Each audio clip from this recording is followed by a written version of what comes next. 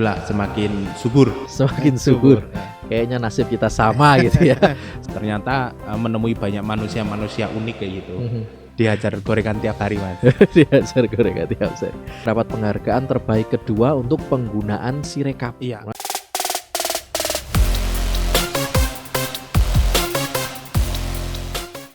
Assalamualaikum warahmatullahi wabarakatuh. Halo teman pemilih semuanya, apa kabar? Jumpa lagi bersama saya Muhammad Bagus Pratomo di podcast KPU Kabupaten Temanggung. Seperti biasa, kita nanti akan obrolkan banyak hal seru tentang demokrasi, tentang politik, pemilu, dan juga pilkada bersama para narasumber terpercaya. Dan di episode kali ini kami sudah siapkan satu narasumber spesial untuk semua, yaitu Ketua Divisi Perencanaan Data dan Informasi atau Rendatin KPU Kabupaten Temanggung. Untuk itu jangan pindah channel, tetap bersama kami di Obsesi Obrolan Seru Seputar Demokrasi.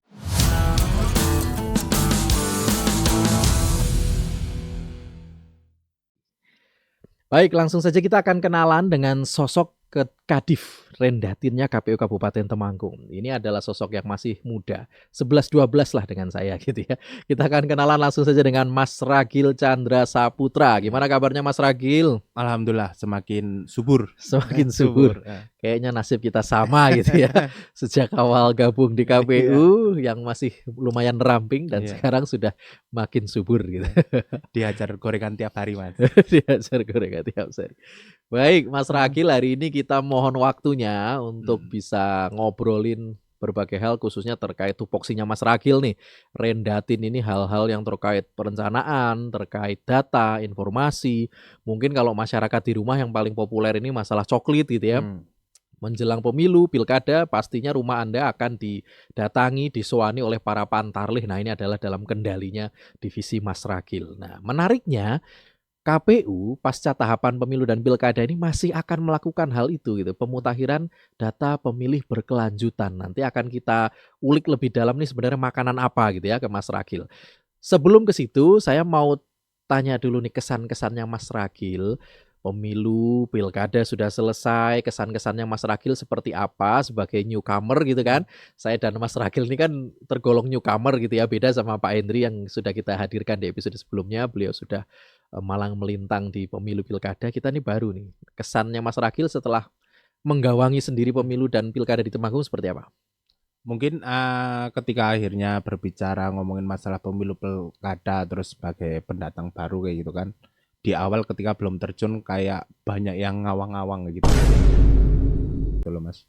Banyak yang ini harus apa dan lain sebagainya, tapi ketika akhirnya kita memperdalam PKPU ataupun Juknis, terus beberapa pelatihan kita ikuti dari provinsi maupun dari RI kayak gitu, ternyata kita melaksanakannya ya landai-landai saja gitu, Mas. Semua berjalan sesuai tupoksinya, sesuai rule-nya, kita ngikutin PKPU, kita ngikutin Juknis yang ada yang diturunkan dari RI. Alhamdulillah selama pemilu selesai, pilkada selesai, nggak ada gugatan yang berarti untuk Satker KPU Kabupaten Temanggung. Jadi alhamdulillah untuk kesan-kesannya ya ketika akhirnya terjun memperdalam itu udah selesai kayak gitu, Mas. Jadi setelah dijalani ternyata tidak sepusing yang dibayangkan gitu ya. Alhamdulillah ini semua landai-landai saja. Oke. Ada nggak tapi tantangan-tantangan yang kemudian berkesan bagi diri Mas Ragil sepanjang tahapan dari pemilu maupun pilkada? Mungkin ketika berurusan dengan manusia lainnya, Mas. Karena semisal kalau saya berhubungan sama pemilih terkait daftar pemilih tetap, terkait pindah memilih dan lain sebagainya, ternyata menemui banyak manusia-manusia unik kayak gitu. Pernah ada ketika telepon masuk ke KPU Kabupaten Temanggung, ada yang marah-marah karena pindah memilih. Terus terdaftar di provinsi lainnya dan lain sebagainya gitu. Mengalami manusia yang unik-unik kayak gitu, Mas. Jadi harus banyak treatment yang kita lakukan untuk melayani mereka gitu, Mas. Jadi banyak adaptasi di lingkungan kayak gitu. Oke. Jadi ini Mas Ragil ini divisinya kaitannya dengan data, dengan angka, tapi tantangan terbesar justru dengan manusianya gitu ya. Bagaimana menyikapi manusia yang karakternya beda-beda tadi ya. Oke, tapi alhamdulillahnya kan soal DPTB, soal DPK yang mungkin bukan hanya di Temanggung, di berbagai daerah lain ini kadang menjadi momok atau yang potensi ada masalah di situ, ternyata kemarin aman-aman aja ya di Iya. Temanggung ya. Alhamdulillah aman-aman aja Mas. DPT ditetapkan cuma sekali dari partai politik, dari pemerintah daerah yang kita undang, tidak banyak yang mempermasalahkan itu. Akhirnya landai pada waktu proses dari daftar pemilih sementara ke DPT, landai aja sampai dengan akhirnya selesai tahapan, nggak ada gugatan ngomongin masalah data pemilih. Karena yang dulu-dulu kalau berkaca dari pemilu pilkada yang dulu, oh ini ada namanya hantu siapa, namanya siapa masuk, tapi Nah, alhamdulillah sekarang posisinya ketika ditetapkan sampai dengan akhir masa tahapan nggak ada, jadi alhamdulillah udah selesai semua gitu Mas. Jadi tidak ditemukan pemilih-pemilih siluman gitu ya, Iya. seperti yang mungkin ditemukan di pemilu-pemilu sebelumnya Iya, gitu, aman ya alhamdulillah. Oke. Nah, ini yang mungkin ditanyakan banyak orang nih, penasaran nih. DPT kita Mas Rakil ini yang di pilkada khususnya, kok bisa sampai angka cantik seperti itu ya? 6200026. Ini ada cerita nggak di balik itu? Jadi pada saat itu kita kalau pilkada terakhir itu sebelum akhirnya penetapan DPT, kita diundang oleh KPU RI, diundang satu Indonesia untuk proses tabrak data.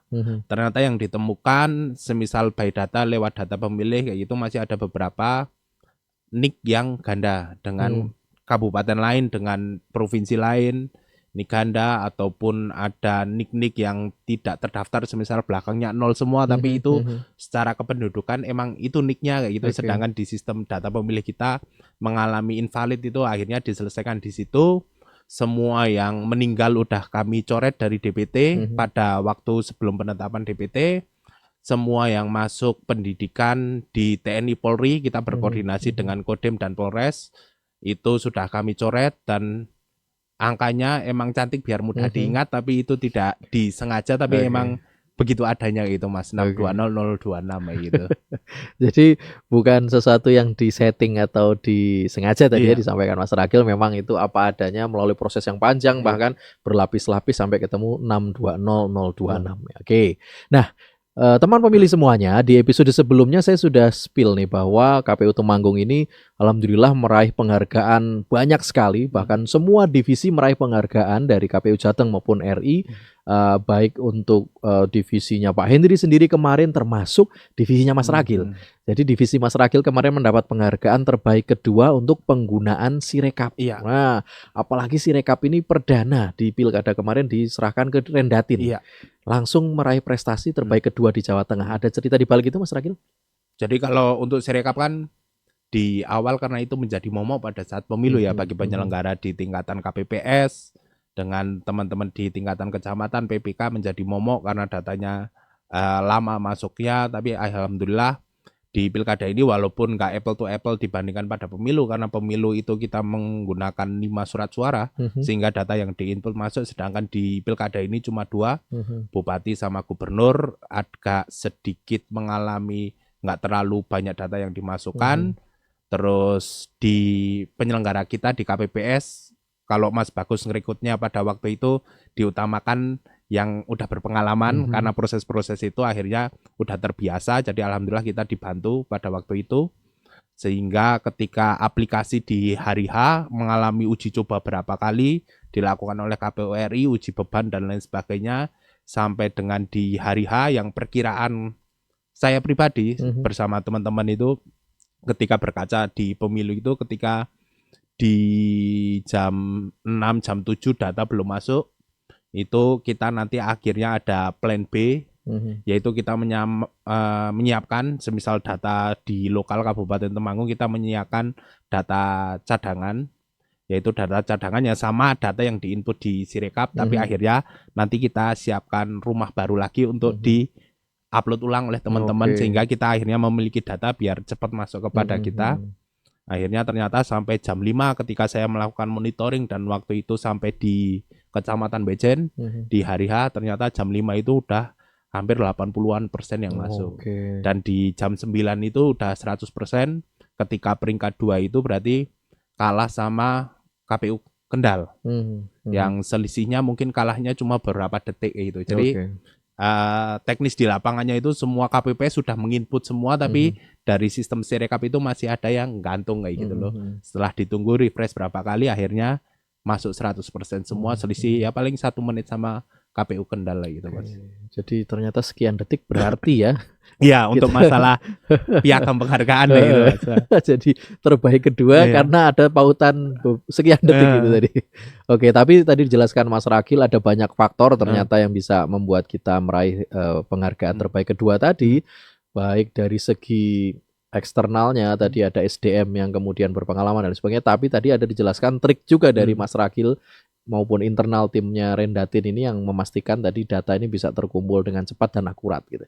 Oke, nah sekarang kita masuk nih ke tadi yang sudah kita sebutkan di awal yaitu pemutakhiran data pemilih berkelanjutan. Ini kalau dari namanya masyarakat awam tentu kan taunya pemutakhiran data pemilih ini ya coklit gitu ya kemarin di pemilu dan pilkada. Apakah kemudian yang namanya pemutakhiran data pemilih berkelanjutan ini juga mekanismenya mirip-mirip seperti coklit kemarin atau seperti apa Mas Rakil? Jadi kalau mekanisme teknisnya hampir sama sebagian itu pada saat coklit kemarin, tapi akhirnya di sebagian sisi lainnya berbeda dari coklit yang kemarin. Ketika akhirnya coklit, Mas Bagus merekrut banyak pantarlih untuk akhirnya kita perbantukan untuk mengumpulkan data pemilih, tapi pada saat pemutakhiran data berkelanjutan kita udah nggak memiliki badan ad hoc khususnya di pantarlih itu sendiri, sehingga ketika nanti juknisnya turun, kita ketika melakukan coklit itu sampling nanti akhirnya dari KPU kabupaten atau kota itu mungkin sampling turun ke masyarakat untuk melakukan coklit itu sendiri. Seperti kasusnya ketika pemilu yang lalu ada posisi tahapan verifikasi partai politik, akhirnya di situ badan ad hoc belum terbentuk, akhirnya KPU kabupaten atau kota di mana dia bertempatan itu turun ke masyarakat untuk melakukan verfak itu. Mungkin sama halnya nanti di coklit akan kita lakukan seperti itu. Tapi posisi yang sama dengan coklit yang kemarin, kita dari KPU RI bekerja sama MOU dengan Kemendagri untuk menurunkan data pemilih pemula potensial gitu turun, nanti turun sampai kabupaten, kita mutakhirkan dibandingkan dengan DPT terakhir yang angka cantik itu Mas 620026 gitu. Oke, jadi tidak semua rumah warga akan didatangi oleh petugas dari KPU, hanya sampling saja untuk kemudian nanti mengupdate data-data kependudukan. Dan ini nggak hanya sekali didatangi ya, ada interval ya. Iya, data pemilih. Kalau Data pemilih, data pemilih kita yang kita punya lewat DPT terakhir, nanti mungkin kita akhirnya sampling di daerah mana kita apakah benar orang ini udah pindah, meninggal ataupun sebagainya gitu. Nah, ini data terkait apa saja yang akan kita update nih melalui pemutakhiran data pemilih berkelanjutan ini Mas Rakil? Jadi posisinya itu data pemilih berkelanjutan itu untuk menyambung DPT terakhir kita, menyiapkan sampai dengan pilkada berikutnya di 2029 gitu kan Mas. Nah, berarti posisinya nanti di terakhir itu di tahun 2025 ini kita mencari pemilih potensial yang nanti mungkin di 2026, 2027 genap 17 tahun pasti dia udah memiliki DPT, sedangkan di DPT kemarin nggak terdaftar. Jadi kita akhirnya mencari data siapa aja pemilih potensial yang akhirnya udah masuk DPT, termasuk pemilih yang meninggal. Gitu kita akhirnya coret dari DPT bahwa dia udah meninggal biar nggak ada hantu-hantu yang masuk di DPT kita gitu Mas. Jadi paling di syaratnya kan di masalah umur 17 tahun dan juga tidak terdaftar sebagai TNI Polri. Semisal ada yang pendidikan nanti otomatis kita coret. Ketika udah ada yang purna dan dia udah berubah statusnya dari TNI Polri di KTP berubah menjadi masyarakat sipil, kita bisa masukkan ke daftar pemilih kayak gitu Mas. Oke, baik. Tadi kan Mas Rakil sampaikan ini nanti berupa sampling gitu ya. Artinya tidak semua rumah warga didatangi. Apakah bisa tapi masyarakat berperan aktif? Artinya ketika ada perubahan status dirinya atau keluarganya di rumah, misal tadinya bukan anggota TNI kemudian berhasil jadi TNI, atau tadinya warga Temanggung kemudian pindah KTP luar Temanggung, atau tadi ada yang meninggal misalkan. Apakah mereka bisa aktif yang melaporkan perubahan status itu ke KPU atau ya kalau tidak didatangi udah diam saja gitu? Nah, itu sangat bisa kayak gitu Mas. Untuk ketika masyarakat berperan aktif, peduli terhadap data pemilih, itu bisa melaporkan ke KPU. Semisal kalau di Temanggung, di KPU Temanggung, karena kita udah nggak memiliki badan ad hoc, bisa lewat datang langsung ke kantor KPU di Jalan Kartini, atau nanti kita sediakan WA bot untuk mempermudah mereka melaporkan atau tahu mekanisme apa yang harus diajukan ketika ada perubahan data pemilih kayak itu, untuk memudahkan pemilih untuk mengakomodir partisipasi aktif pemilih itu untuk Mhm. peduli terhadap data pemilih ini gitu Mas. Oke, baik. Nah, ini terkait badan ad hoc yang saat ini sudah tidak Hmm. ada, apakah kemudian ada lembaga-lembaga yang digandeng oleh KPU Temanggung untuk memastikan proses pemutahiran data pemilih berkelanjutan ini efektif di lapangan gitu? Artinya yang walaupun sampling tapi samplingnya jadi optimal gitu Mas Rakil. Kalau digandeng secara dinas instansi mungkin kita akhirnya menggandeng di Sukcapil karena pada saat pemilu pilkada kita difasilitasi sangat jauh oleh di Sukcapil terkait perekaman EKTP. Tentu kita akan datang gandeng apakah kita dapat data siapa yang mau disampling tentu dari di Sukcapil berlandaskan dari data kependudukan.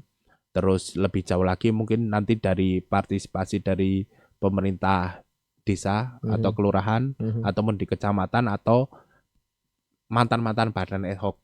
Jadi kita masih menjaga hubungan baik terhadap mantan-mantan badan ad hoc ketika akhirnya kita mintai bahasanya bantuan kayak gitu kan karena tidak ada SK penunjukan badan ad hoc jadi kita mintain bantuan sukarela untuk sedikit membantu terkait pemutahiran data pemilih kayak gitu Mas. Oke, baik. Jadi tetap ada pihak-pihak yang dilibatkan secara aktif nantinya untuk memastikan pekerjaan KPU ini bisa berjalan optimal gitu ya. Dan tadi disampaikan Mas Rakil mungkin ada kanal-kanal yang nanti tersedia gitu ya, bisa selain datang langsung ke KPU Temanggung, ini Mas Rakil infonya sedang menyiapkan WA bot yang nanti di situ salah satu fiturnya adalah masyarakat bisa melaporkan perubahan statusnya itu tadi. Nah, ini terkait perubahan-perubahan data pemilih ini, apakah nantinya akan tersinkronisasi juga dengan data kependudukannya di Dukcapil atau Kemendagri sehingga pada DP4 di pemilu 2029 otomatis yang berubah itu juga statusnya berubah atau tetap bagaimana nih nanti? Jadi kalau mekanismenya kita berlandaskan dengan data resmi kependudukan yaitu KTP gitu. Berarti ketika ada KTP yang berubah berarti data kita ikut berubah kayak gitu. Tapi untuk data kita untuk merubah data kependudukan atau data BPJS dan lain sebagainya itu nggak ada ininya Mas, nggak ada sangkut pautnya kayak gitu kan, karena mereka memiliki data-data sendiri tapi akhirnya di berbagai dinas instansi itu saling support untuk pertukaran data gitu. Saya kasih contoh kemarin pada saat pemutahiran data pada DPT Pilkada gitu, ada beberapa yang ditemui masih KTP kuning yang lama itu Mas, yang kertas gitu kan, itu biasanya mbah-mbah udah sepuh kayak gitu, akhirnya kita bertukaran data ketika akhirnya petugas Pantarlih menemui itu, kita akhirnya kepul datanya di Kabupaten Temanggung ada beberapa orang yang masih berKTP kertas kuning kayak gitu, akhirnya kita informasikan ke Disdukcapil untuk memutakhirkan datanya di Disdukcapil kayak itu sesuai kebijakan mereka kayak gitu Mas. Oke, baik, luar biasa ya. Jadi ini adalah salah satu pekerjaan atau tugas utama KPU pasca tahapan pemilu dan pilkada yaitu pemutakhiran data pemilih berkelanjutan. Salah satu kegiatan yang akan terus berlanjut sampai bahkan ke tahapan pemilu setelah ini nanti dimulai gitu ya. Nah, jadi silahkan masyarakat Anda semuanya bisa berperan aktif tadi seperti yang disampaikan Mas Rakil ketika terjadi perubahan status Anda entah itu domisilinya atau tadi usia yang akhirnya menjadi punya hak pilih atau tadi misal pekerjaan yang membuat Anda tidak bisa lagi menjadi pemilih di pemilu mendatang, Anda bisa aktif kemudian melaporkan diri Anda baik ke KPU atau nanti tersedia WA bot oleh KPU maupun kanal-kanal lain yang nanti akan kami update di media sosialnya KPU Temanggung. Nah, baik, ini menjadi akhir dari kebersamaan kita dengan Mas Rakil. Mas Rakil mungkin bisa sampaikan harapan-harapannya nih untuk Temanggung ke depan seperti apa, khususnya setelah pilkada kita sudah punya pemimpin baru. Harapannya Mas Rakil sebagai anak mudanya Temanggung seperti apa ini? Jadi mungkin kalau harapan sederhana kalau sebagai mewakili teman-teman pemuda, bukan mewakili ya, tapi sebagai bagian representasi dari anak muda Temanggung, karena posisinya ketika baca riset dan isu-isu kayak gitu, remaja umurnya nambah gitu sampai 40 tahun gitu. Berarti saya masih remaja gitu. Sebagai representasi pemuda di Temanggung, itu ya harapannya ketika akhirnya pemilu pilkada, pemimpin-pemimpin baru, ada kanal-kanal baru untuk membuat kebijakan, paling tidak tugas kita sebagai pemilih, tugas kita sebagai warga negara itu tidak selesai pada saat kita datang ke TPS lalu nyoblos ya gitu loh. Tapi tugas kita adalah mengawasi para pemimpin, para wakil-wakil kita untuk merumuskan kebijakan apakah dia sudah sesuai dengan kebutuhan kita. Mhm. Karena ketika pemilu ada di bagi dapil, berarti itu representasi dari daerah-daerah. Ketika pilkada mewakili semua pemilih di Kabupaten Temanggung dan di Jawa Tengah, kita akhirnya ikut berpartisipasi aktif dalam mengawasi pembuatan kebijakan itu, biar akhirnya tidak ada yang melenceng sesuai dengan janji-janji yang kemarin. Seperti mungkin film dari Sosdikli, Kejarlah Janji, Kejarlah kayak Janji, gitu. Akhirnya oke. biar sesuai dengan janji yang kemarin, nggak cuma sekedar janji, tapi akhirnya janji itu bisa ditepati kayak gitu. Tugas kita masih panjang selama 5 tahun ke depan. Tapi kalau sebagai teman-teman, mewakili teman-teman dari data dari KPU kayak gitu, akhirnya mari berperan aktif, karena akhirnya data pemilih ini juga sedikit berguna untuk teman-teman, walaupun akhirnya di masa nggak ada pilihan, entah itu di pemilu atau pilkada, tapi kesadaran teman-teman ngomongin masalah data pemilih nantinya biar akhirnya di tahun 2029 nggak terlalu banyak masalah terkait data pemilih, dan nama teman-teman terjamin di DPT di 2029 gitu, Mas. Baik, terima kasih Mas Ragil ya. Jadi ini tadi pesan akhir dari Mas Ragil. Kemarin teman-teman kita semua sudah memilih, sekarang waktunya mengawal pilihan kita gitu ya. Memastikan janji-janji yang kemarin diucapkan ini bisa terrealisir sampai ke kontestasi demokrasi selanjutnya. Baik, saya yakin teman-teman pemilih semuanya ini belum puas mendengarkan atau ngobrol bareng Mas Ragil. Untuk itu jangan khawatir, di episode-episode selanjutnya nanti kita akan undang lagi Mas Ragil untuk tema-tema lain, khususnya terkait divisinya Mas Ragil. Terima kasih sekali lagi Mas Ragil. Sama-sama, Mas. Baik, dan teman pemilih semua, demikianlah akhir dari kebersamaan kita di Obsesi episode kali ini. Nantikan terus episode-episode selanjutnya. Untuk itu jangan lupa subscribe, kemudian like, komen, dan juga share episode kali ini ke teman-teman Anda semuanya, sehingga tugas kami untuk melakukan pendidikan demokrasi, pendidikan politik, dan mengawal bagaimana jalannya demokrasi ini di Temanggung khususnya bisa berjalan dengan baik, ini kemudian bisa terwujud. Saya Muhammad Bagus Pratomo, sampai jumpa di episode selanjutnya. Wassalamualaikum warahmatullahi wabarakatuh.